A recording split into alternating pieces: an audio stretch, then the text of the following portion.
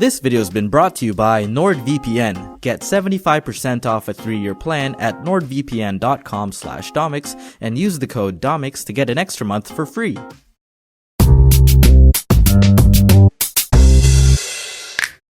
I moved out. Again. The condo life was fun for a while, but I missed being on the ground level and not having to wait 15 minutes for an elevator to get down and let Nala do her business, because usually only about one of the 4 worked. Sorry, Nala.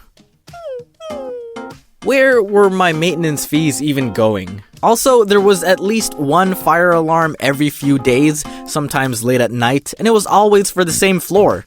What you guys doing over there, floor 9? You roasting marshmallows? You roasting each other? Huh?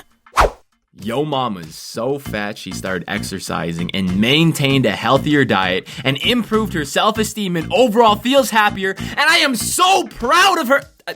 And now none of her clothes fit. Ha! You take that back, man.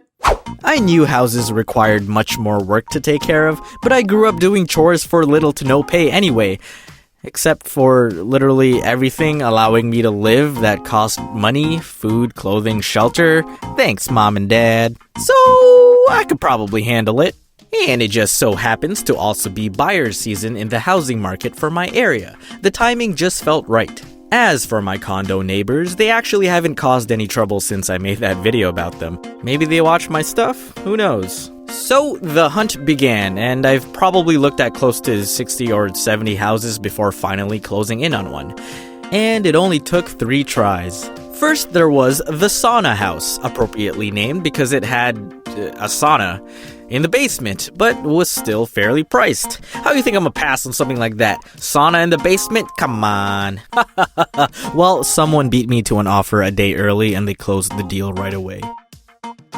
And then there was the sketchy basement house, named after we hired an inspector before the closing date, and he found some patchwork to the foundation of the house after noticing a recess in the ground outside, and when we asked the owner about it, they refused to give us a clear explanation. The rest of the house was nice and well kept, but the basement, sketchy. I'd rather not risk it. But like I said, 3rd time's the charm. I continued searching and picked the one I currently live in. It has a unique layout, different from the many cookie-cutter type houses I checked out prior. It had the right amount of space I wanted, nothing too big because I have a fear of ghosts haunting unused rooms. That's my irrational mindset. If a room is left unoccupied for long periods, I believe that something will eventually inhabit it. Hello! Is anyone sitting here? No?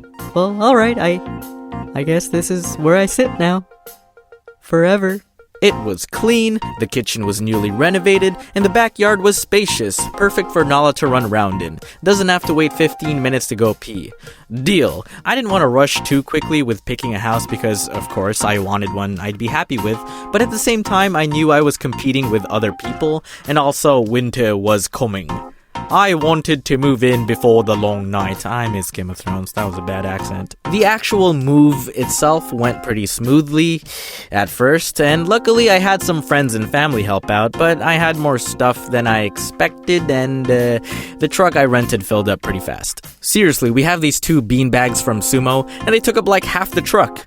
Big ass beanbags, but really comfy to lie on nonetheless. Yeah. So we for sure had to make 2 trips. I had the elevator and loading dock booked for 3 hours, and it seemed like we were good on time. After loading the first batch, I had about 1 hour left to drop off the load to the house, come back, and load the few stuff that were left. Doable. My school days procrastination has trained me for these clutch moments. Let's go. Why is there a car parked in front of the truck? Hello?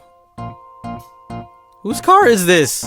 We tried to ask my building manager if they knew who it was or if they could help. Well, I only have the elevator booked until 7. Could you maybe give an extension or no? No? Oh, okay. I guess we're towing then. We step back outside and see that the car is not there anymore. Nice. Well, that's 10 minutes gone. It took another 10 minutes to drive to the house, another 10 minutes to drop off the first load, 10 minutes to drive back to the condo, which left me with about 20 minutes left to pack the last load. Still doable. Ah, of course, the dock doors are closed. After we specifically told the maintenance man in charge of the dock that we'd be coming back for another trip. Building management was closed for the day, so we had to go to the gate guard to ask for assistance. So we go and walk up to the open door of the building. Is this still considered a building? While awkwardly standing between it and the incoming cars. And for some reason, there were like 4 or 5 people in there. And of course, I have no experience with guarding gates, nor do I know the number of personnel needed to operate this facility. But this seemed a little excessive. Hi, yeah, we need the loading dock and elevator for another 15 minutes, if that's okay. What? We're moving out, and we need an extension because someone was parked in front of the truck. I can't hear you. Come inside. And as we attempted to come in because, well, we were invited, I guess we triggered the sentry mode for one of the other guards, and she rushes to the door and yelled, No, don't come in! And slams the door on Crush's hand. Okay, so I'm actually guilty of crushing Crush's hand in the past. One time I rented a van and Crush grabbed the driver's side door jamb as he was getting in, and I slammed my door on his hand. And I don't know what his pain tolerance is, but this man, it didn't even scream. I wasn't aware I closed a door on his hand because there was no verbal indication of pain or urgent response that suggested I did. He just calmly taps me on the shoulder with his other hand and goes, Dom, you mind opening the door real quick? Sure, why? What the Oh my god, are you okay? And this was a metal frame security door. No cushion, no rubber, all pain. Why did you do that? Why was his hand there? You asked us to come in. You're not allowed in! Then why did you say come in? No, he didn't! Oh my god, yo, you good? Can you help or get help? So after a few minutes of arguing and Crush indicating that he's okay, just in a lot of pain, one of the other more useful guards decide to help us. I'm glad they could spare a soldier from the front lines. They really seemed occupied in there. Luckily, Crush had no broken bones. His fingers and hand were just busted for about 2 weeks, but no permanent damage, thank goodness. We managed to load the rest of the stuff and finished moving into the new house. Oh, hello. Hey, this is occupied.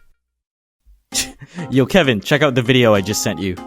Huh? Oh, I don't have data, so let me see if I can connect to someone's Wi-Fi. Oh, look, no password needed. Sucker. Kevin, no! Bro, that was a gift. Don't be stupid. What? I just saved you from being the actual sucker. Don't you know not to connect to random insecure networks? Well, I just wanted to watch the video. Unless, of course, you're protected with NordVPN. What's that? It's a virtual private network service which helps you protect your privacy and security online, allowing you to browse the net anonymously with no data logging using military-grade encryption. Wow, sounds neat. Yeah, well they have thousands of servers in over 60 countries and has a lightweight user-friendly software. It pretty much lets you virtually be wherever you want to be in the world. Sweet. But what about my laptop? Don't worry man, you're good. You can protect up to 6 devices at once. What? That's actually insane. Sign me up right now. Well then, head to nordvpn.com/Domics and use the code Domics for 75% off a 3-year plan and get 1 extra month for free. Enjoy! Hey look, I'm safely watching the video you sent. Hang on a sec. Isn't that us? What? How's that possible? I just finished talking. And I'm literally saying these words right now in the video.